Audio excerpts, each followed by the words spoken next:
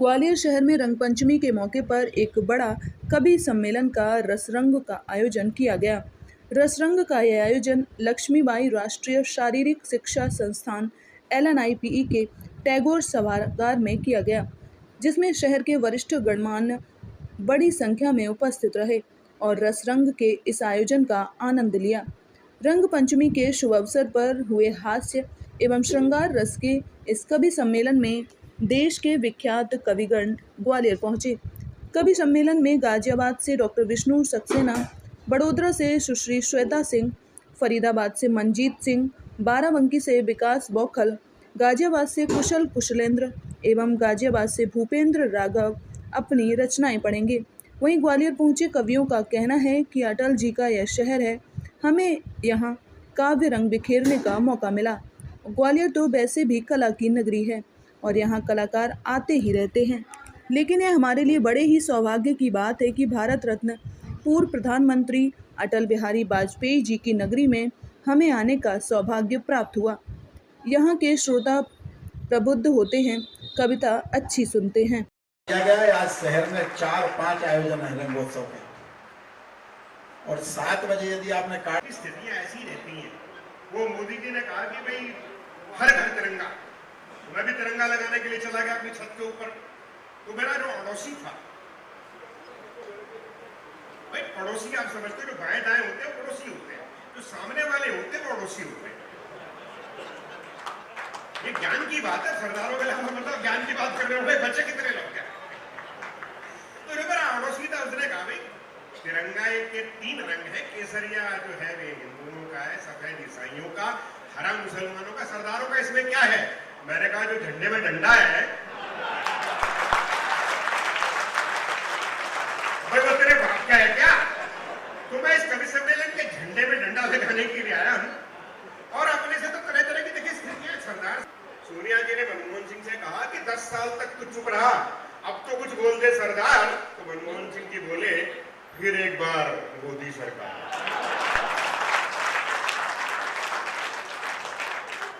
स्थितियां सर ये है, और बात कर रहे थे अलग अलग रंग के जो है हमने यहाँ सबको बनाए हैं, दिखा ले।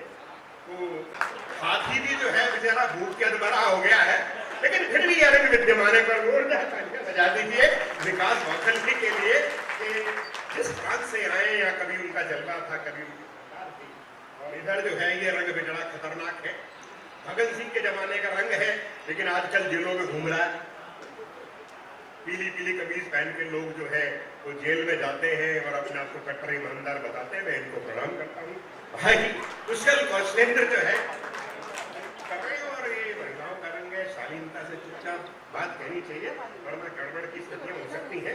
क्योंकि ऐसी कवित्रियां जो है जैसी श्वेता सिंह जी है बहुत नहीं मिलती, क्योंकि ऐसा मौलिक लेखन जो आप कह रहे थे ना, सब कमी है।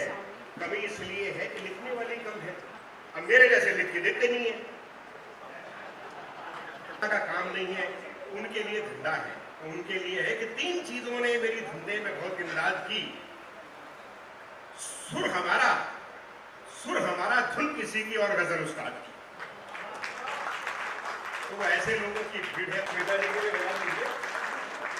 और देश का रंग जो है आज वो भाई देखिए, हमारे प्रमुख कवि जो आज की अध्यक्षता कर रहे हैं वो विष्णु सक्सेना जी हैं, और जो देश का रंग जो पूरे देश में छाया हुआ है वो उनके हिस्से में आया। एक बार जोरदार तालियां भी उनके हिस्से में आनी चाहिए। भूपेंद्र राघव जी साहित्यकार हैं, साहित्यिक कवि है, लेकिन मंच पर कविता पढ़ते हैं, तो इसलिए कई मिक्सचर मिला के जो रंग बनता है वो इनका है। एक बार जोरदार तालियां भूपेंद्र राघव जी के लिए। और मेरा रंग जो है किसानों का रंग भी है, और मेरे रंग से जो है वो हैदराबाद वाले हैं वो भी प्रसन्न रहते हैं।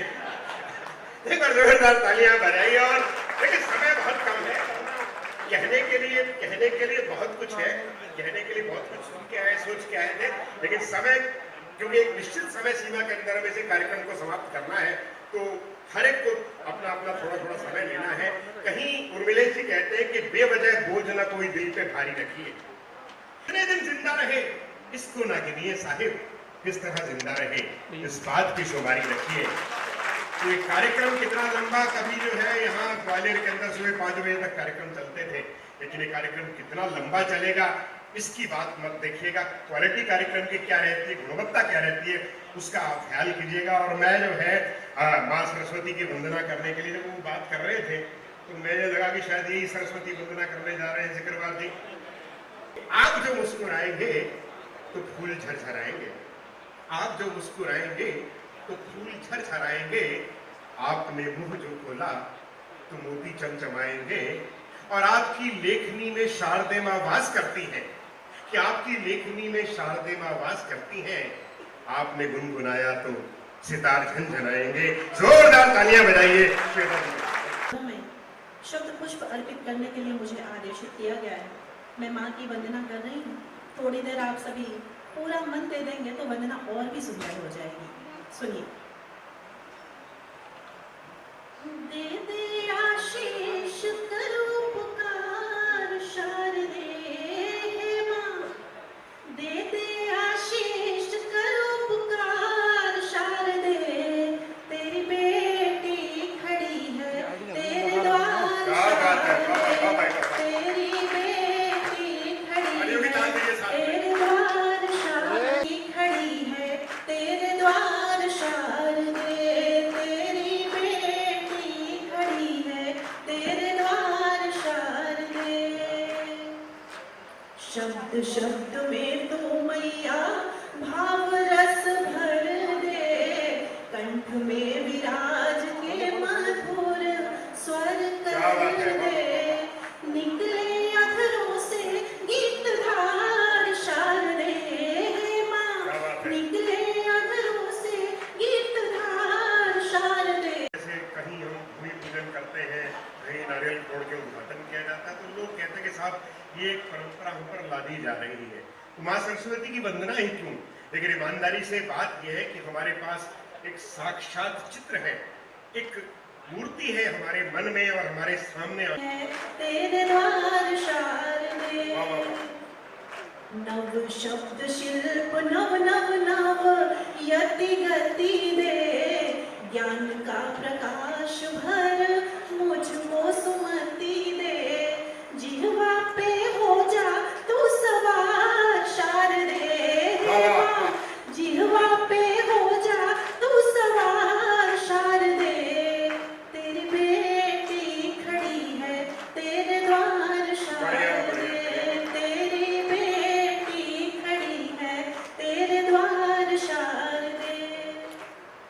कालिदास पे भी मैया तेरी हुनर बेशक, ये हजारों ऐप है मुझ में, नहीं कोई हुनर बेशक, मेरी खामी को तू खूबी में तब्दील कर देना, कि मेरी खामी को तू खूबी में तब्दील कर देना। और मेरी हस्ती है खारे समंदर सी मेरे मौला, तो अपनी रहमतों से इसको मीठी झील कर देना। तो ईश्वर अल्लाह वाहिगुरु का आशीर्वाद लेके मैं पहले कवि को बुलाना चाह रहा हूँ। बड़ा नाम टेढ़ा है अगले का, विकास तक मामला चला जी, विकास कहाँ है दिखाओ। अरे भाई रेलवे स्टेशन पे चला जा तब विकास के दर्शन हो जाएंगे, सड़क पे चला जा तब दर्शन हो जाएंगे, हवाई अड्डे पे चला जा तब दर्शन हो जाएंगे। भारत 5वीं विश्व की अर्थव्यवस्था है, पता लग जाएगा तब दर्शन हो जाएंगे। अगर हमारे हथियारों को देखोगे तब दर्शन हो जाएंगे, और भगवान राम की प्राण प्रतिष्ठा को देखोगे तो दर्शन हो जाएंगे। और विश्व के अंदर जो भारत का नाम हुआ है, विकास के दर्शन हो जाएंगे। नहीं है तो फिर मैं ले आया हूँ एक विकास, इसके दर्शन कर लो। पूजा पाठ जो करनी है शुक्रवार की देव थाली, ये रहा विकास। इस विकास के फोटो खींच लो और सब जगह बांटते फिरना कि ये विकास है, और रंग कौन सा दे दिया हाथ लेकिन और गोबर कर दिया तेरे ऊपर तो सारा गोबर हो जाएगा। एक बार जोरदार तालियां बजा के भाई विकास नहीं, बहुत शानदार खास सेकंड के कवि हैं आप, एक बार तालियां बजा दीजिए। ये शिकायत लोग केंद्र से शिकायत कर रहा है या प्रशंसा कर रहा है मेरी की? जो आप पहले कहे वही समझ लीजिए, क्योंकि आपने अब तक सारा काम शिकायत वाला ही किया है। हम जब से आए हमें बौखल बौखल कह रहे हैं। आदरणीय लोकेंद्र भैया को प्रणाम करता हूँ। बौखल का मतलब होता है कम दिमाग का। ये जो हंस रहे हैं सब हमारी बिरादरी के हैं। ताली बजाओ बढ़िया से, पहला कभी हो देखो जमाने की जिम्मेदारी आपकी है ना। बौखल का मतलब लोकेंद्र सर होता है कम दिमाग का। हमारी कविता में आपको दिमाग नहीं लगाना, क्योंकि हमारे खुद इतना दिमाग नहीं कि हम कविता में लगाएं। हमारी कविता बिल्कुल तुरंत लगाओ तुरंत आराम, बिल्कुल झंडो बाम, एक बार तालियां बजाओ, बिल्कुल 2020 में शुरू करता हूँ। जो लोग खामोश बैठे हैं बिल्कुल यहीं से इस सम्मेलन को शुरुआत कर दीजिएगा। मैं बौखल आदमी हूँ लेकिन कुछ सुनाने की कोशिश करता हूँ। बिल्कुल 2020 में लोग कहेंगे सर हमारे घर में भी सब 2020 में चलता है। हाँ, सब जल्दी में रहता। हम जब घर से चलने लगे तो हमारी पत्नी ने कहा जान कहाँ जा रहे हैं? तो हमने कहा 20 वर्षों के जीवन काल में पहली बार जो है वैवाहिक जीवन में जान कह रहे हो, अच्छा लग रहा। तो बोली आप जल्दी में हो, ग्वालियर जा रहे हो, है जानवर कहने में लंबा हो जाता है। हम भी हास्य के कभी कहा मानने वाले। हमने कहा रानी आज बहुत अच्छी लग रही हो। पत्नी ने कहा 20 वर्षों के वैवाहिक जीवन काल में पहली बार रानी कह रहे हो। हमने कहा हम भी जल्दी में है, नौकरानी कहने में लंबा हो जाता है। तो एक बार जोरदार तालियां बजाता हूं, बिल्कुल 2020 में निपटाऊंगा। जो लोग आ रहे हैं उनसे निवेदन अपना स्थान बढ़ा कर ले। हमारी सब जब शादी तय हुई मैं वहीं से शुरू करता हूँ, आनंद लीजिएगा। कोई बात नहीं, वो सब बैठ जाएंगे, कुर्सियां खाली। सर आप हमको देखिए, नहीं हमारा कुछ अगर इधर उधर मिस हो गया तो गड़बड़ हो जाएगा। आ जाइए, लोग आते हैं, बड़ी बात है। एक बार तालियां सर के सम्मान में बजा के मैं शुरू होने की कोशिश करता हूँ। स्वागत। मां बीड़ा पाणी की वंदना बहन श्वेता सिंह ने साहित्यिक अनुष्ठान की शुरुआत की वंदना से। तो मैं 4 पंक्तियां मैंने भगवान से कह के वंदना की लिखी कि प्रभु इस युग में आए तो किन किन चीजों से बच के आए। हास्य के माध्यम से अगर वंदना हो जाए तो मैं पहला कवि हूँ। जमाने की जिम्मेदारी आपकी है, क्योंकि पैसा भी आपने खर्चा किया है, तो आपकी भी जिम्मेदारी है कुछ ताली वाली बजाने की।